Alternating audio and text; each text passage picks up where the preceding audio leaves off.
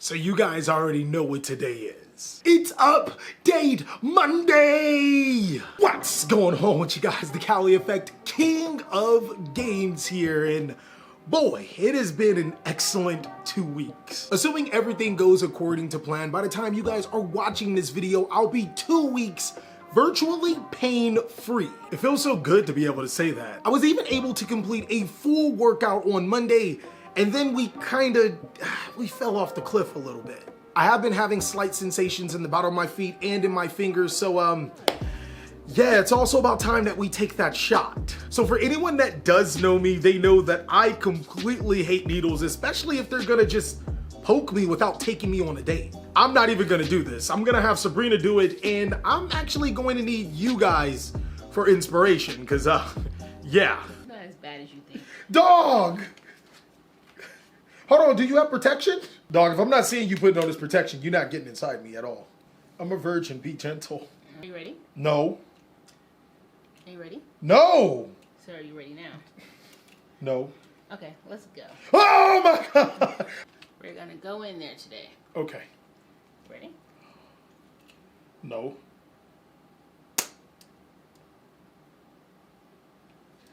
Woo! Woo! Oh God! Hey, you're taking me out to the movies. Now I know, as brave as I may have seemed just a few seconds ago, I really do appreciate you guys being there with me. It helped a ton. Similar to how you guys helped me on Twitch making the perfect Forbidden list. The current Yu-Gi-Oh format is amazing, and I think most of the community can attest to that. But what if we made it better? In this video, we're going to be going over some of the ideas of not only myself, but some of the most esteemed watchers on Twitch that just so happened to catch me there, and it's gonna be a really strong Forbidden list. I also wanted to mention that this Forbidden list is not for play. We will also be hosting tournaments under this Forbidden list, as well as progressing cards off and on the Forbidden list to see what would actually be astoundingly perfect.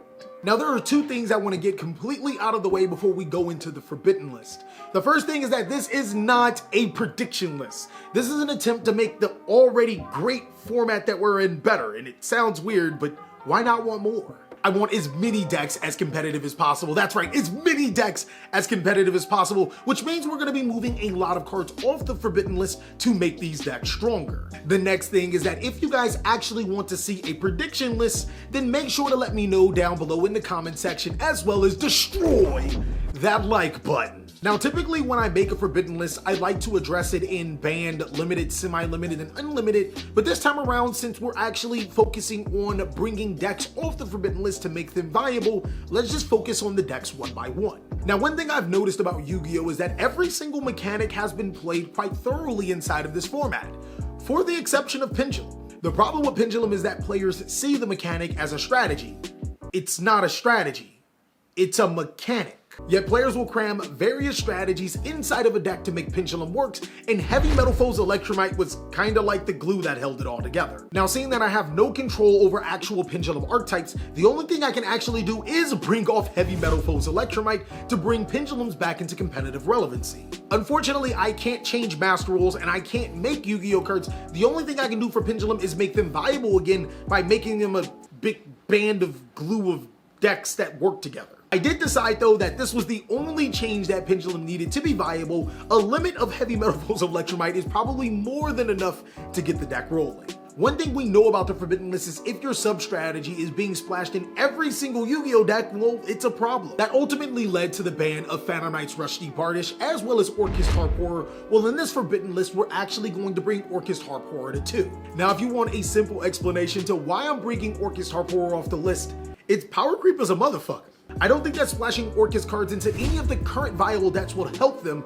I think it will actually hurt their consistency. I think a perfect example is this is when Phantom Knight's Rusty Bardish came off the Forbidden list, players tried to play it in everything. They thought that this card was going to ruin the format, only to figure out that Rusty Bardish is only really good with Phantom Knights. Now, I could see a Phantom Knight Orcust deck springing up in the near future, but I don't think that that's a bad thing. Phantom Knights can probably use the help. Staying within that same year, another strategy we are going to have to address is Sky Striker. Now, Sky Striker received a huge blow by losing Sky Striker Mobilize Engage, as well as multi-rolls and Hornet Drone to the Forbidden List in some capacity. In this particular list, we're looking to bring some of that back. Now, I can tell you exactly why Hornet Drones was limited. They made a Warrior Token searchable Yu-Gi-Oh card. What were you thinking? Hornet Drones was problematic just for the same reason that Oracles was problematic. Players would splash it in Warrior decks to be able to pop off of Warrior combos. I'm not looking to take that card off the Forbidden List, and I'm also not looking to take multi-roll off the Forbidden List. I want to give Sky Strikers a boost, but I don't want it to be a splashable engine. I think bringing Sky Striker Mobilize Engage off the Forbidden List is the perfect solution. It allows Sky Strikers to become a lot more powerful while preventing it from being splashed in every single Yu-Gi-Oh deck. Ray Bay is the living, breathing soul for some Yu-Gi-Oh players, so I know they'll be excited to be able to play their waifu Yu-Gi-Oh cards back into the Yu-Gi-Oh card game at some competitive capacity. And speaking of a spell deck, this strategy has not been really competitive for about 8 years. It's amazing how power creep can completely turn a really busted Yu-Gi-Oh card to a card that seems okay. With that being said, I decided to bring Spellbook of Judgment off the Forbidden List to semi-limited to help the Spellbook strategy.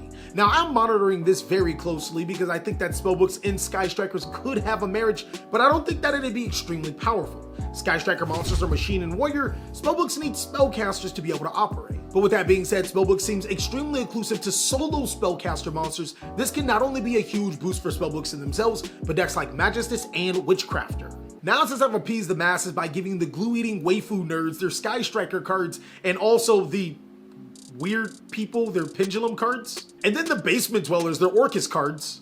Wait, I have all 3 of these strategies. Does that make me all 3? I thought I could give one of the best decks in Yu-Gi-Oh! The support that it needs. Solomon Great too strong, boys! Solomon Great was originally hit not because it was the best deck in the format. Solomon Great was hit because it was uberly consistent. You could say that Solomon Great was completely ahead of its time, but now it's going to need a little bit of help to be able to compete inside of this format. With that being said, the unbanning of Solomon Great Mirage Stallion felt like a no-brainer. I decided not to do it. The reason why is because I actually decided to bring Solomon Great Circle and Solomon Great Gazelle off of limited to semi-limited. While it does feel like Solomon Great has been power crept, I think it's best to actually ease into the format and try to figure out if this will be enough to keep Solomon Great competitive, and if not, then we can start moving other cards off the Forbidden List. Another strategy that just felt way ahead of its time, but probably has caught up to it in 2021, made its debut in 2017. True Draco is a pretty good Yu-Gi-Oh strategy that was actually hit because of its ability to be able to splash in other strategies. Konami has slowly been bringing True Draco cards off the Forbidden List, but they haven't been doing enough. So to help out True Draco tremendously, I've decided to bring Dynamite the True Draco Fighter completely off the Forbidden List, as well as Masterpiece the True Draco Slaying King off the Forbidden List to 1. Both of these cards will help the True Draco strategy by a ton, and they can't be splashed inside of other strategies because Dragonic Diagram is still at 1. To further help out not only True Draco and Sky Striker, I decided to bring Card of Demise off the Forbidden List completely. This is a card that was hit because Konami hates draw cards, but they keep making draw cards. I don't get it. Card of Demise, ironically, is a completely balanced Yu-Gi-Oh card that shouldn't be at 1. Yes, it does help decks like Sky Striker and True Draco, but I mean, is that really a problem? Another card that's just been sitting on the Forbidden List for way too long is Beatrice, Lady of the Eternal. Why is this card still on the Forbidden List? I don't even understand. Beatrice, Lady of the Eternal was limited because Burning Abyss was a way too powerful deck. Now we're looking at current Yu-Gi-Oh like, really? Really? The decks that can hard summon Beatrice, Lady of the Eternal, are the strategies that only need 1 copy, can use Beatrice immediately. Burning Abyss, the deck that can't immediately use Beatrice, Lady of the Eternal, they would like more copies. I felt that this was completely ridiculous to have Beatrice, Lady of the Eternal on the Forbidden List. It was hit because Burning Abyss is too powerful. Now give Burning Abyss the help that it needs to stay into the Yu-Gi-Oh card game. And the last 2 cards, you guys could say I got completely bullied on Twitch to bring these cards off the list. This could either be a really, really good idea or a terrible Yu-Gi-Oh idea. I'm extremely excited to see how it will pan out. Moving off the Forbidden List completely will be Destiny Hero Malicious and Emergency Teleport. Now, I'm not even gonna cap. Moving these cards off the Forbidden List feels like opening Pandora's box. We just don't know what's gonna happen. But I do think it'll be really interesting to see what players will come up with Emergency Teleport and Destiny Hero Militias at 3. Well, that is all that we have for our perfect Forbidden list. There were some cards that I genuinely thought about moving off the Forbidden list, like Thunder Dragon Colossus and Skill Drain, but we'll probably have to see how the first tournament goes and then address it from there. Of course, if you guys want to show off your wacky deck inside of this tournament or see it in action, go ahead and join my Discord, and we'll be streaming these tournaments on Twitch. Also, be sure to check out these videos, as I'll catch you on the next one.